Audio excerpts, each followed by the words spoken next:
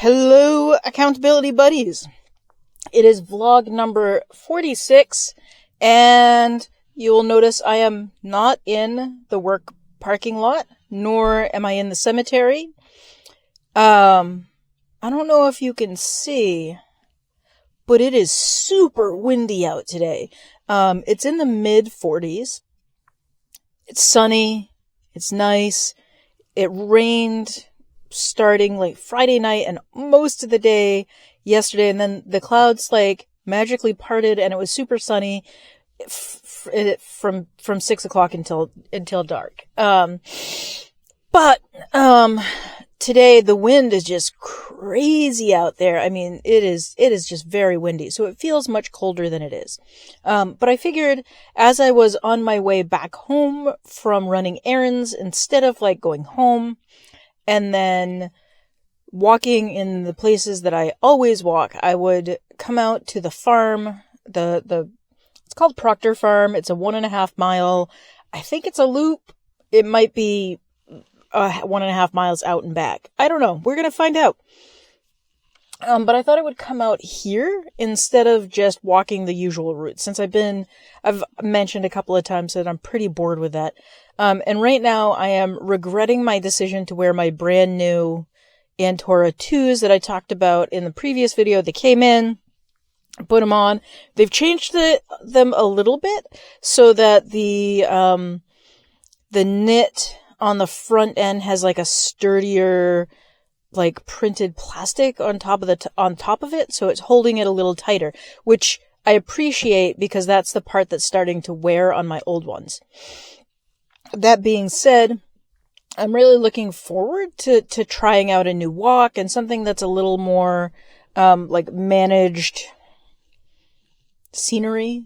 It's definitely not woodland or like wild trail or anything that's untouched by humanity. Gravel. So pack gravel throughout the farm and on the entire trail. So I'm looking forward to just seeing that and going out and doing that. So I'm going to do that today. I stopped and got myself a Diet Coke, which has been a weakness of mine. I used to drink a lot of Coke, and when I was still working for the large corporation, I cut soda out of my diet almost entirely, and switched over to just drinking seltzer. But since I worked at a facility, for adults, who are struggling with addiction and other mental health issues. Since I worked there, they didn't have seltzer in the soda machine. I started buying Diet Coke. And Diet Coke has re-entered my life with a vengeance. And so every now and then when I'm out running errands, I'll stop and I'll get myself a Diet Coke. This particular location used crushed ice, which means it's icy cold, which I 100% appreciate. Like, if I'm gonna drink soda, it's gotta be ice cold. But, beside the point, I've been doing some more research on eating for type 2 diabetics when you're out hiking, mountain biking, and things like that. And the general rule for a hiker or backpacker or mountain biker or anyone doing sort of long-term activities is just to pack in as many calories as you can all at once, and just keep moving.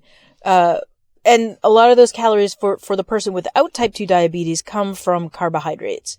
A lot of the backpacking meal plans that I've seen, someone will sit down, especially in the evening, and eat 1,200 to 2,000 calories in one sitting. And I would say 75% of that comes from carbohydrates. Some people will add a little extra fat to that through coconut oil or olive oil packages. But for the most part, those calories are coming from carbs. And like, I was just looking at these meal plans, and people were eating ramen noodles, with, dried potato flakes added into it. And I just looked at that. I'm like, I'd be in a coma if I ate that. Like one of the meals had 800 calories from carbs alone. And I was just looking at that. I'm like, my blood sugar would shoot up to like 500 and I'd pass out. I'd need a nap. So the research that I was doing was basically said that, it follows the same sort of guidelines for regular eating for type 2 diabetes, smaller meals more frequently, which I find counterintuitive and doesn't really work for my brain. Although I'm adapting to it slowly, particularly with the Ribelsis, the medication that I take in the morning. I've noticed that one of the things that it does is that there are meals that I've eaten for a long time. I'll use a burrito as an example. There's a place where I get burritos with, beans, meat, cheese, avocado, and they're a good size. It's a lot of beans. I've never gotten, a spike in blood sugar on it. They're just really tasty. But I usually plow through the entire burrito and with no problems. Now I can't finish the burritos. Like, I get about 3/4 of the way through the burrito and I'm just like, I can't finish this. I can't eat it. And so that's been happening a lot. There's also like a place where I get fajitas, it's chicken with like a spicy habanero sauce on it, with peppers and onions and avocado inside a whole wheat tortilla. Delicious. You get 3, and normally up until the last couple of weeks, I would eat all 3 of them and feel full, like satisfied and full, but now I can barely eat 2 of them. So it's like I get through 1.5 and I'm like, yep, I'm feeling full. So now I'm just like, when I get those meals, I just cut them in half. So I'm being forced to adapt because this medication is changing how I digest things and how things feel in my stomach. So yeah, that's been an interesting thing. And then, I don't necessarily feel hungry until much, much later. And so I've had to adapt my eating. And that means, my morning shake, the recommended amount of liquid in it is 12 ounces. I haven't been able to do 12 ounces. I've had to like cut back how much I have even in the morning shake. 'Cause it just like, there's 12 ounces is too much. I can do 8 ounces of liquid with the powder.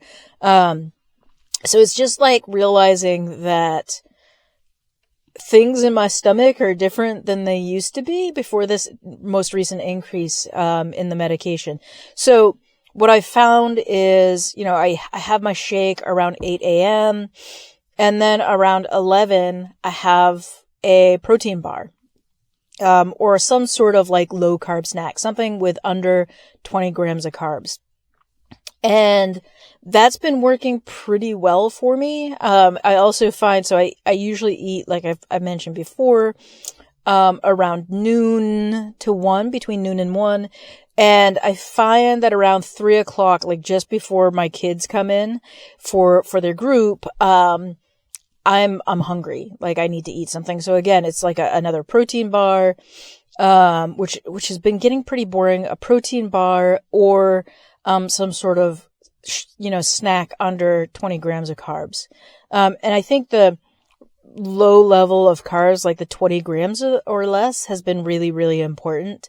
Because I'm not having like huge fluctuations in my blood sugar as I used to.